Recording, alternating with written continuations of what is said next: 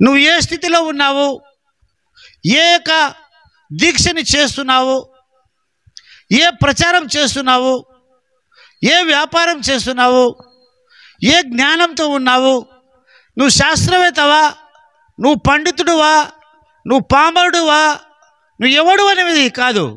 నువ్వు యేసుక్రీస్తు ప్రభుని నమ్ముతున్నావా, అయితే నువ్వు రక్షించబడతావు. నువ్వు యేసు ప్రభుని తిరస్కరిస్తున్నావా, అయితే నువ్వు శిక్షించబడతావు ఒక దినమున. నువ్వు ఈ లోకంలో సంపాదించిన బుద్ధి జ్ఞానము నిన్ను రక్షించదు. ఈ లోకంలో సంపాదించిన నీకు చదువు సంధ్యలు నిన్ను రక్షించవు.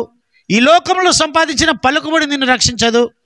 ఈ లోకంలో ఏమి సంపాదించినా అది నిన్ను రక్షించదు. కానీ నువ్వు యేసు ప్రభువును అంగీకరిస్తే ఆ యేసు ప్రభు నిన్ను రక్షిస్తాడని పరిశుద్ధ బైబిల్ గ్రంథం సెలవిస్తుంది.